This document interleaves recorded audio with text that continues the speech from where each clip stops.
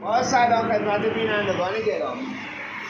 امروز آموزش امروز تعویض رادیات پژو داریم. به خاطر پوسیدگی رادیات و نشتی آب رادیات ها تعویض کنیم. بریم برای تعویض کردن. یه دونه جنت این بالا داره، با دو سو باز میکنیم.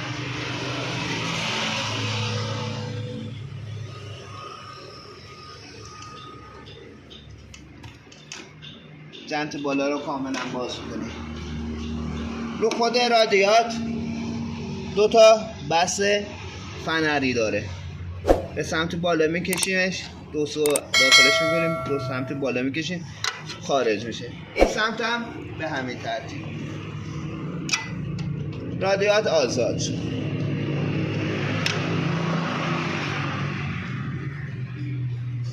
رادیات ها یه دونه بسی پایین داره که ما از قبل باز کردیم. بعضی ماشینا نداره که این نداشت.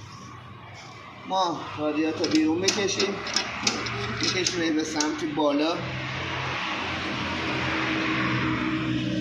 خود جنت میاد به سمت بالا. این طرح خاریشه که خود جنت بس احتیاط نداره. خود جنت خار داره و رادیاتو نگه میداره. با چرخوندن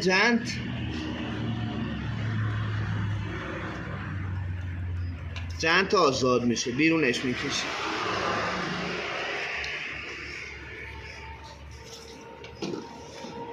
هم زیاد از حد کار کرده، نشتی زیاد داشته، از این قسمت نشتی داشته،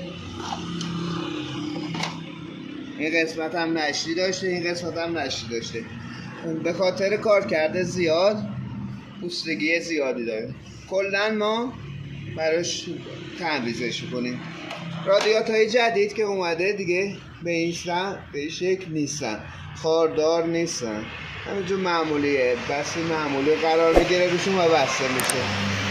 بریم برای بستن رادیات نو. جنت قدیمی رادیات قدیمی رو در آوردیم. به خاطر این خارایی که داره جنت معمولی بسته میشه، جنت بدون خار. این شکلیه که بسی فلزی میفته روشا و سفتش میکنیم. از جاش جنت قدیمی ها بیرون کشیدیم، جنت جدید ها میزنیم جا. لاستیک ها باز کنیم، خرکش کنیم ماشینا. جای جنت دقیقا پشت موتوره که اینجا یه کمی با گریز چربش میکنیم که به راحتی جنت بره جا. یه دونه از این بس برسی ها ما هم قرار داریم که جا دستش زیاد سخته و جا دست زیاد نداره. به خاطر هلال جنت رو با پایین میندازیم. این سمت جنت رو میزنیم جا.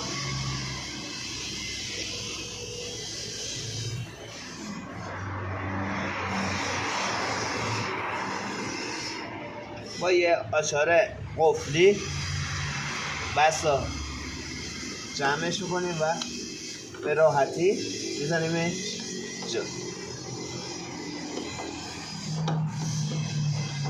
دقیق سر جاش قرار میدیم بسا.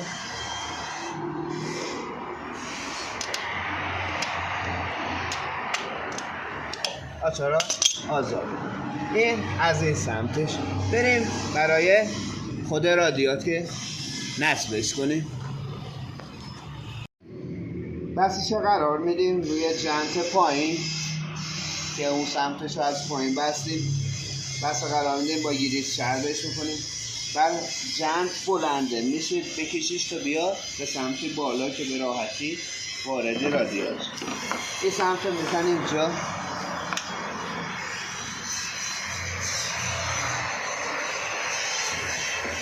این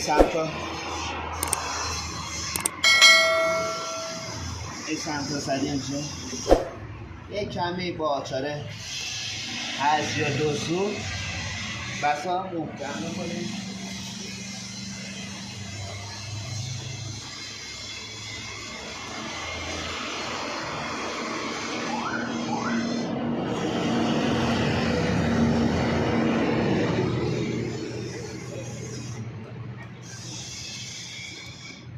این بسه جوری محکم میکنیم که حالت چرخش باز داشته باشه.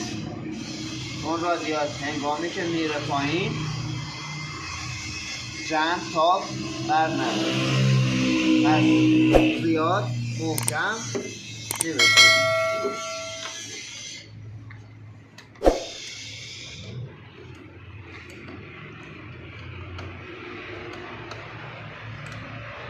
در حدی که تاب بخوره. این سمتی که جنتا بستیم با فشار دادن خود جنت رو و پایین، رادیات هم به پایین هدایتش کنیم. پایین رادیات روی سینی دو تا جا داره معلومه، دو تا جا داره که معلومه. این یه پایه سوراخ اینور داره، یکی هم این طرف که زیر خود رادیات دو تا پایه هست، داخل هر دو تا جا قرار میگیره. رادیات میدیم پایین، این پایه رو سر جاش قرار میدیم، این پایه این طرف هم سر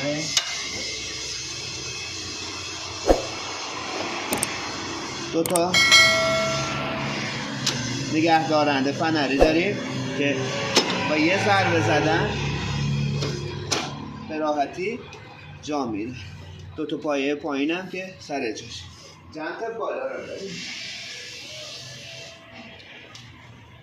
باز با گریس چرم میکنیم جا رو،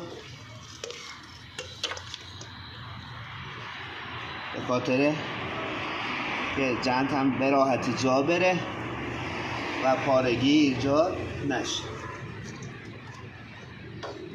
این سمت که بزرگتره، سمت موتوره، باریکتره سمت رادیو.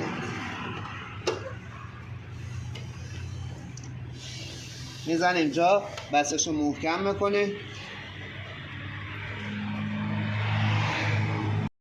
بسا هر دو تا جنت رو صفر کردیم، جنت پایین هم صفر کردیم، جنت بالا هم هر دو تا صفر کردیم. برای هواگیری ها آب بریز تو رادیو یه دونه پیچ برنجی داره، این بالا یه دونه مهره لاکی داره که برای پایین ترموستات در ترموستات قرار میگیره. پایین من آب بریز